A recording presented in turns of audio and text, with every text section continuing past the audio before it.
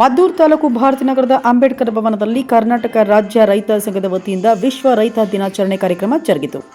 ಸಭೆಯಲ್ಲಿ ಹಿರಿಯ ರೈತ ಮಹಿಳಾ ಹೋರಾಟಗಾರರಾದ ಸುನಂದ ಜೈರಾಮ್ ಅವರು ಮಾತನಾಡಿ, ಸರ್ಕಾರ ರೈತರನ್ನು ಶೋಷಣೆ ಮಾಡುತ್ತಲೇ ಬಂದಿದೆ. ರೈತರು ಒಗ್ಗಟ್ಟಿನಿಂದ ಇಲ್ಲದಿದ್ದರೆ ನಮ್ಮ ಬಲಿಪಶು ಮಾಡುವುದರಲ್ಲಿ ಯಾವುದೇ ಸಂಶಯವಿಲ್ಲ. ನಮ್ಮ ರೈತರ ಹಸಿರು ಶಾಲಿಗೆ ಬಹಳ ಬೆಲೆ ಇದೆ.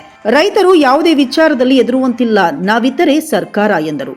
ನಂತರ ಇನ್ಸ್ಪೆಕ್ಟರ್ ಅನಿಲ್ ಕುಮಾರ್ ಅವರು ಮಾತನಾಡಿ, ರೈತರು ಸಣ್ಣ ಸಣ್ಣ ಆಸೆಗಳಿಂದ ತೃಪ್ತಿ ಪಟ್ಟಿಕೊಳ್ಳುತ್ತಿದ್ದಾರೆ. ವಿಜ್ಞಾನ ಎಷ್ಟೇ ಬೆಳೆದರೂ ರೈತರ ಬೆಳೆಗಳನ್ನು ತಯಾರಿಸಲು ಸಾಧ್ಯವಿಲ್ಲ.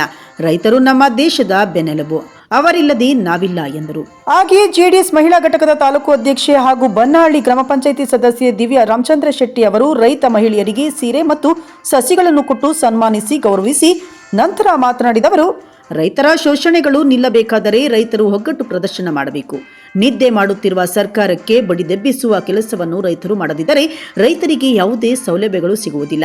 ಹಾಗಾಗಿ ರೈತರ ಹೋರಾಟಗಳು, ಚಳುವಳಿಗಳು ಅತಿ ಮುಖ್ಯವಾಗಿದೆ ಎಂದರು. ಇನ್ನು ಕಾರ್ಯಕ್ರಮದ ಅಧ್ಯಕ್ಷತೆಯನ್ನು ರೈತ ಸಂಘದ ತಾಲೂಕು ಅಧ್ಯಕ್ಷ ಪ್ರಭುಲಿಂಗು ಅವರು ವಹಿಸಿದ್ದರು. ವೇದಿಕೆಯಲ್ಲಿ ಜಿಲ್ಲಾ ರೈತ ಸಂಘದ ಅಧ್ಯಕ್ಷ ಇಂಡವಾಳು ಚಂದ್ರಶೇಖರ್, ಮುಖಂಡರಾದ ಚನ್ನಪಟ್ಟಣ ಪುಟ್ಟರಾಜು, ಮೈಸೂರು ಜಿಲ್ಲಾಧ್ಯಕ್ಷ ವಿದ್ಯಾಸಾಗರ್, ಬನ್ನೂರು ನಾರಾಯಣ್, ಯೋಗೇಶ್ ಗೌಡ, ಮಂಜೇಗೌಡ, ರಾಮಕೃಷ್ಣಯ್ಯ, ಅಣ್ಣೂರ್ ಮಹೇಂದ್ರ, ಜೆಡಿಎಸ್ ತಾಲೂಕು ಅಧ್ಯಕ್ಷ ಚಿಕ್ತಿಮೇಗೌಡ, ಜಿಲ್ಲಾ ಪಂಚಾಯಿತಿ ಮಾಜಿ ಸದಸ್ಯ ಎಎಸ್ ರಾಜೀವ್, ಪ್ರಗತಿಪರ ಒಕ್ಕೂಟದ ಅಧ್ಯಕ್ಷ ಬಿಎಸ್ ಬೋರೇಗೌಡ, ರಾಮಲಿಂಗೇಗೌಡ, ಕರಟಗೆರೆ ಯೋಗೇಶ್ ಸೇರಿದಂತೆ ಹಲವು ಮುಖಂಡರು ಭಾಗವಹಿಸಿದ್ದರು. ಆ ರೀತಿ ಬದುಕಬೇಕು, ಆ ರೀತಿ ಹೋರಾಟ ಮಾಡಬೇಕು, ಆ ರೀತಿಯೇ ನ್ಯಾಯವನ್ನು ಕೇಳುವ ನಾಲಿಗೆಯನ್ನು ಉಳಿಸ್ಕೊಳ್ಬೇಕು. ನನ್ನನ್ನು ಯಾರು ಪ್ರಶ್ನೆ ಮಾಡಬಾರ್ದು. ನಾನು 100 ಪ್ರಶ್ನೆ ಮಾಡ್ತೀನಿ, ಉತ್ತರ ಕೊಡುವ ವ್ಯಕ್ತಿ ನನ್ನ ಮುಂದೆ ಬಂದು ನಿಲ್ಲಬೇಕು. ಇದು ರೈತ ಚಳವಳಿ ಕೊಟ್ಟಂಥ ನಾಲಿಗೆ. ಬೌದ್ಧಿಕ ಶಕ್ತಿ, ಬೌದ್ಧಿಕ ಮಟ್ಟ ರೈತರಲ್ಲಿದೆ. ಯಾವ ವಿಚಾರವಂತರಲ್ಲೂ, ಯಾವ PhD ಪದವಿ ಪಡೆದಂಥವರಿಗಿಂತಲೂ ಹೆಚ್ಚಿನ ಬುದ್ಧಿ ನಮ್ಮ ನೇಗಿಲನ್ನು ಹಿಡಿದು ನೆಲವ ಉಳುವ ರೈತನ ಹತ್ರ ಇದೆ, ಇವತ್ತು ಇದೆ. ಆ ಬೌದ್ಧಿಕ ಸಂಪತ್ತನ್ನೆಲ್ಲ ದೋಚಿ ತಗೊಂಡೋಗಿ ಅಡ ಇಟ್ಟು ಇವತ್ತು ರೈತರನ್ನೇ ತಗೊಂಡೋಗಿ ಯಾರ್ಯಾರೋ ಕಾಲ ಹತ್ರ ಇಡುವಂಥ ಕೆಲಸ ನಡೀತಾ ಇದೆಯಲ್ಲ, ಇದನ್ನು ಈ ಸಭೆ ವಿರೋಧ ಮಾಡುತ್ತೆ. ಯಾವುದೇ ಕಾರಣಕ್ಕೂ ಅದಾಗಬಾರ್ದು. ಸ್ವಾಭಿಮಾನವನ್ನು ಬಲಿ ಕೊಡಬಾರ್ದು. ಹಾಗಾಗಿ ರೈತ ದೇಶದ ಬೆನ್ನೆಲುಬು ಅಂತ ಹೇಳ್ತಾರೆ.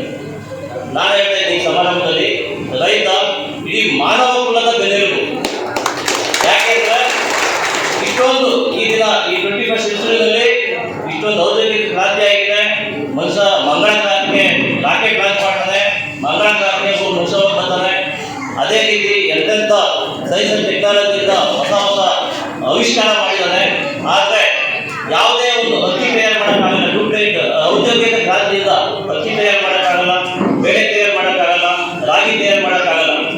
ಇಳುವರಿ ಜಾಸ್ತಿ ಮಾಡೋದು ಒಪ್ಕೊಳ್ತೀನಿ, ಆದರೆ ಡೂಪ್ಲಿಕೇಟ್ ರಾಗಿ ಆಗಲಿ ಅಕ್ಕಿ ಆಗಲಿ ತಿನ್ನೋ ವಸ್ತುಗಳನ್ನು ತಯಾರು ಮಾಡೋಕ್ಕಾಗಲ್ಲ, ಸಾಧ್ಯನೇ ಇಲ್ಲ. ಹಾಗಾಗಿ ಏನು ಇವತ್ತು ನಾವು ಮಾನವ ಕುಲ ಜೀವಂತವಾಗಿದೆಯೋ ಅದು ರೈತರಿಂದ ಸಾಧ್ಯ.